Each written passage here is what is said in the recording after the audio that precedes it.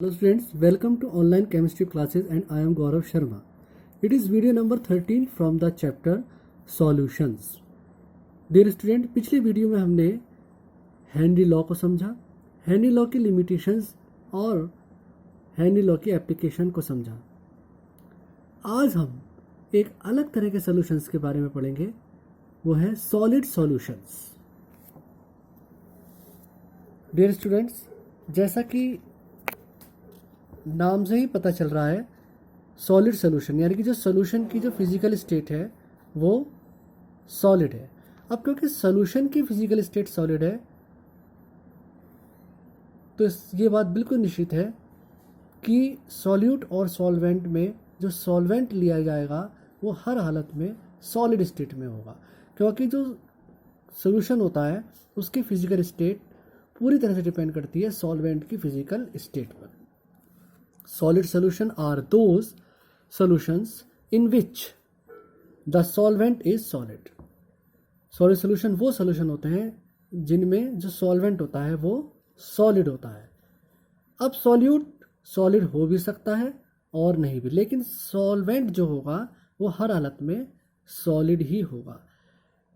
solute solid हो भी सकता है और नहीं भी, लेकिन अधिकतर हम यहाँ पर वही केसेस स्टडी करेंगे जिनमें सॉल्यूट भी सॉलिड है और सॉल्वेंट भी सॉलिड है। However most common among these are those in which both solute and solvent are solid. हम यहाँ पर वही सॉलिड सॉल्यूशन स्टडी करेंगे जिनमें सॉलिड और सॉल्वेंट दोनों सॉलिड है। वही केस स्टडी करेंगे यहाँ पर हम जिसमें सॉल्यूट और सॉल्वेंट दोनों ही सॉलिड स्टेट में प्रेजेंट है। These are classified into two types as follows. अब इस तरह के जो सॉलिड सॉल्यूशंस हैं इनको हम दो तरीकों से दो टाइप्स में क्लासिफाइड कर सकते हैं। पहला जो टाइप है सब्स्टिट्यूशनल सॉलिड सॉल्यूशंस और जो दूसरा है वो है इंटरस्टिशियल सॉलिड सॉल्यूशंस। अब ये सब्स्टिट्यूशनल सॉलिड सॉल्यूशंस और इंटरस्टिशियल सॉलिड सॉल्यूशंस क्या होते हैं? देखिए, सब्स्टिट्यूशनल सॉलिड सॉल्यूशंस क्या है? If some particles of one solid present at the lattice site are replaced or substituted by the another particles of another similar solids having similar size, the solids thus obtained are called substitutional solid solutions. देखिए, इसमें क्या होता है कि किसी solid solvent के कुछ particles यदि अपनी लैटिस साइट कहते हैं। देखिए, सॉलिड जो होते हैं वो अधिकतर क्रिस्टलाइन स्ट्रक्चर्स में पाए जाते हैं और क्रिस्टलाइन स्ट्रक्चर्स में सॉलिड के पार्टिकल्स की जो पोजीशन होती है उसे बोलते हैं लैटिस पॉइंट या लैटिस साइट्स। तो किसी सॉल्वेंट में यदि उसके पार्टिकल्स अपनी लैटिस साइट से उसी साइज वाले किसी सॉल्यूट के पार्टिकल्स द्वारा रिप्लेस हो जाते हैं या सब्स्टिट्यूट हो जाते हैं, तो उसके बाद जो सॉल्यूशन बनता है उसे हम सब्स्टिट्यूशनल सॉलिड सॉल्यूशन कहते हैं। देखिए, इस चीज़ को दोबारा समझेंगे। यदि सॉल्यूट के पार्टिकल सेम साइज वाले सॉल्वेंट के पार्टिकल्स को उनकी लैटिस साइट से रिप्लेस करके उनकी जगह वो खुद आ जाते हैं, तो इस तरह का जो सॉल्यूशन बनता है उसे सब्स्टिट्यूशनल सॉलिड सॉल्यूशन कहते हैं। देखिए, आप डायग्राम में समझ सकते हैं। ये वाइट कलर के जो गोले हैं ये रिप्रेजेंट कर रहे हैं सॉल्वेंट के पार्टिकल्स को, और सॉल्वेंट के पार्टिकल्स जो ये वाइट कलर के हैं इनको कहीं कहीं पर सॉल्यूट के ब्लू कलर के पार्टिकल्स ने उनकी लैटिस साइट से रिप्लेस कर दिया, यानी कि उनकी लैटिस साइट पर सॉल्यूट के पार्टिकल उन्हें सॉल्वेंट के पार्टिकल हटाकर खुद आ गए हैं।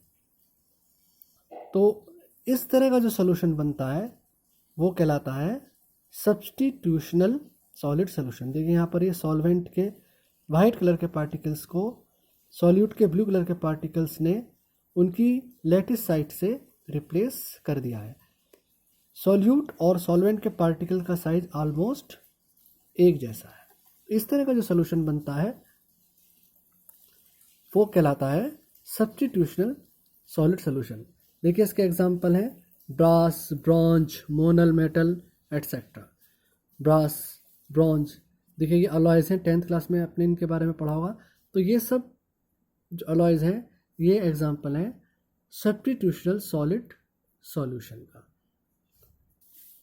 अब हमारा दूसरा जो इसमें सॉलिड सोल्यूशन है वो है इंटरस्टिशियल सॉलिड सॉल्यूशंस। अब ये इंटरस्टिशियल सॉलिड सॉल्यूशन क्या होते हैं? If in the lattice of the solid called the host, the atoms of some other solid small size occupy the interstitial site or voids.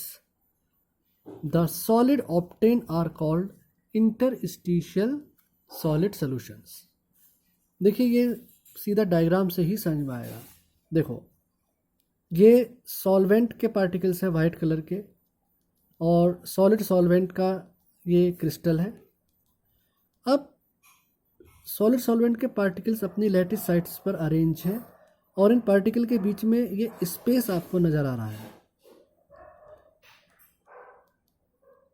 In space को बोलते हैं हम interstitial sites या voids. In space को बोलते हैं हम interstitial sites या वॉइड्स। अब क्या होता है कि जो सॉल्यूट के पार्टिकल्स हैं वो इन वॉइड्स में आकर फंस जाते हैं। सॉल्यूट के पार्टिकल का साइज जो होता है वो सॉल्वेंट के पार्टिकल के साइज से छोटा होता है और वो इंटरस्टिशियल स्पेस या इंटरस्टिशियल साइट या वॉइड्स में आकर फंस जाते हैं।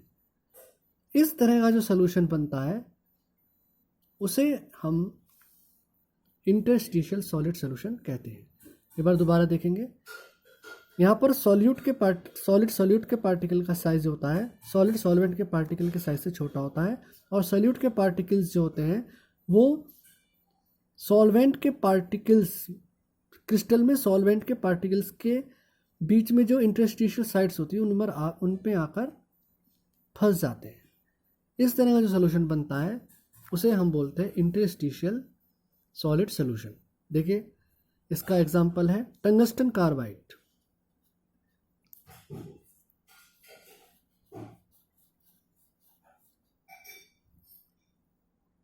यहाँ पर टंगस्टन सॉल्वेंट है जिसके सॉलिड पार्टिकल के बीच में सॉलिड कार्बन के पार्टिकल्स आकर इंटरस्टिशियल साइट्स पर फंस जाते हैं। तो ये अभी इस वीडियो में हमने पढ़े सॉलिड सॉल्यूशंस क्या होते हैं और सॉलिड सॉल्यूशंस के टाइप्स। पहला टाइप सब्स्टिट्यूशनल सॉलिड सॉल्यूशंस, दूसरा type interstitial solid solution. Dear students, अगले टॉपिक के साथ अगली वीडियो में आएंगे। Till then have a nice